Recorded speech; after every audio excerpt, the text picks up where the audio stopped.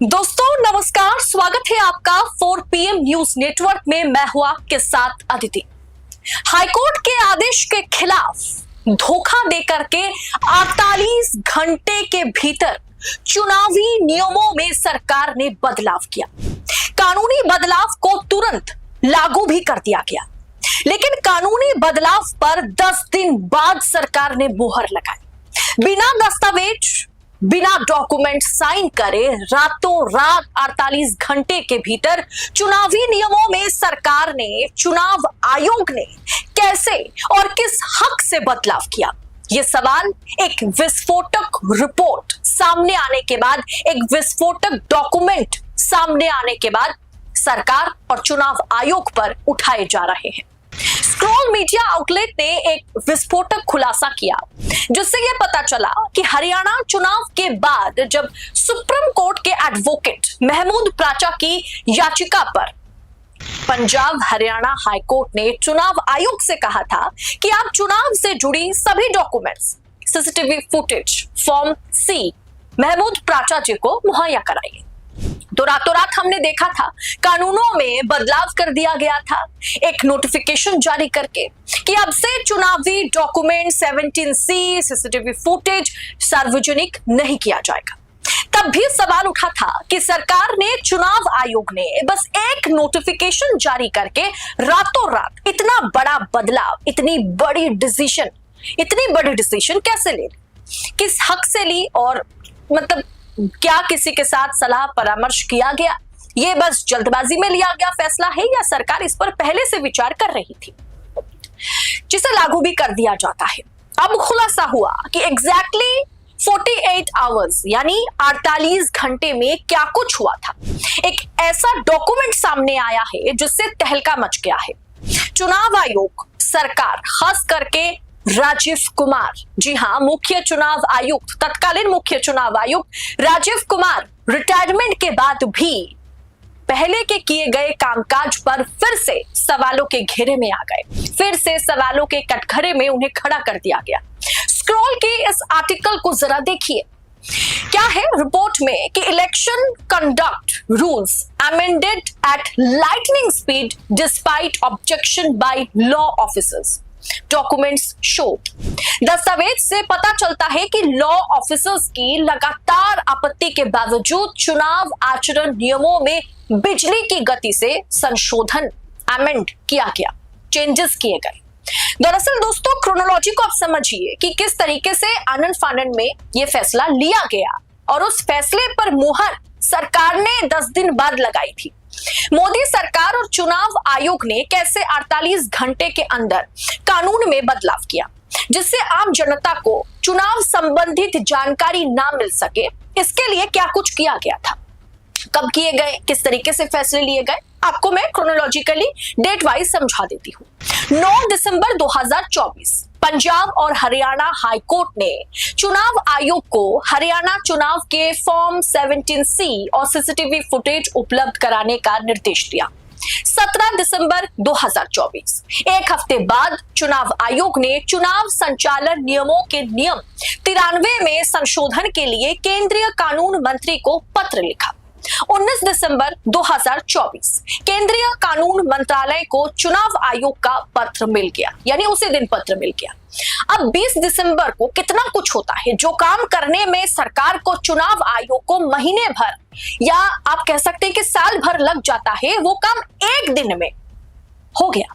20 दिसंबर 2024 केंद्रीय कानून मंत्रालय ने चुनाव आयोग के अधिकारियों के साथ बैठक की। प्रस्तावित संशोधन की भाषा पर आपत्ति जताई गई। चुनाव आयोग को संशोधित ड्राफ्ट दिया गया। 20 दिसंबर यानी उसी दिन चुनाव आयोग ने उसी दिन कानून मंत्रालय के संशोधित ड्राफ्ट की पुष्टि की, अनुरोध किया कि जल्द से जल्द इसे अधिसूचित किया जाए। 20 दिसंबर 2024 यानी उसी दिन कानून मंत्रालय ने संशोधन अधिसूचना के लिए नोट को अंतिम रूप दिया, और उसी दिन ALC, DLC, अतिरिक्त सचिव केंद्रीय कानून मंत्री द्वारा इसे अनुमोदित भी कर दिया गया।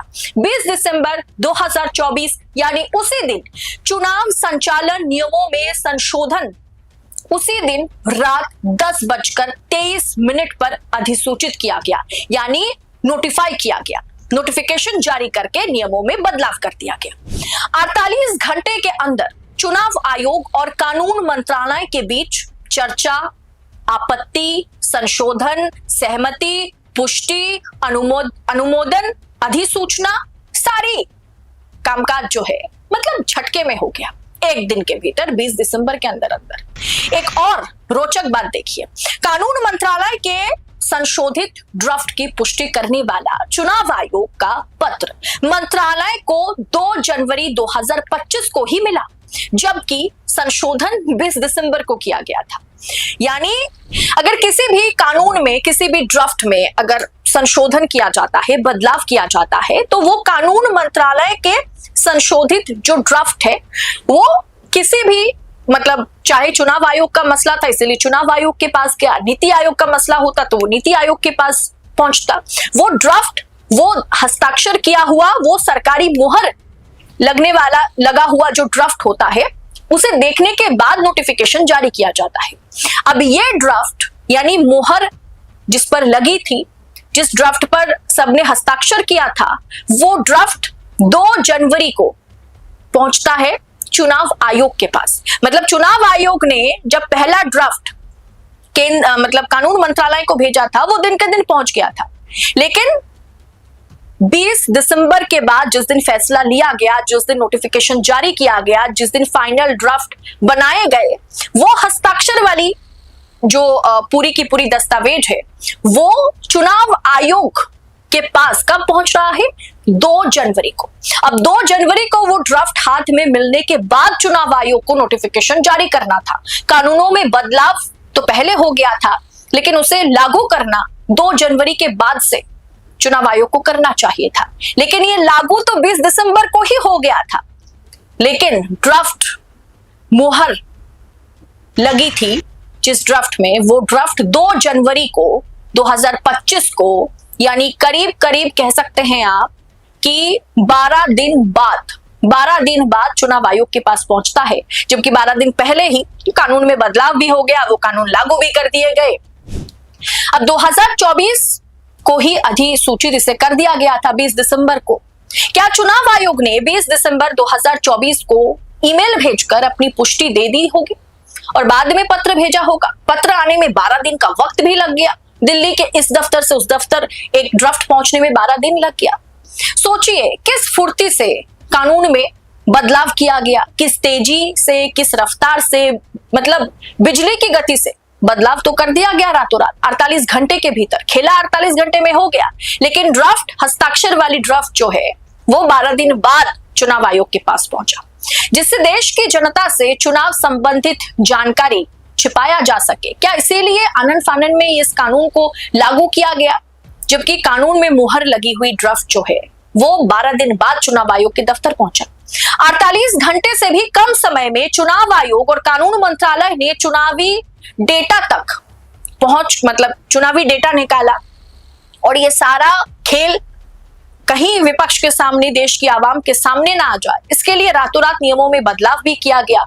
मसौदा जो है तैयार किया गया, उसे संशोधित किया गया, स्वीकृत भी किया गया, अधिसूचित भी कर दिया गया। सब कुछ बिजली की गति से इतनी जल्द क्यों की गई?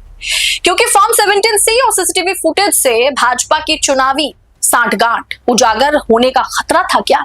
चुनाव आयोग एक स्वतंत्र संस्था है भी या नहीं है?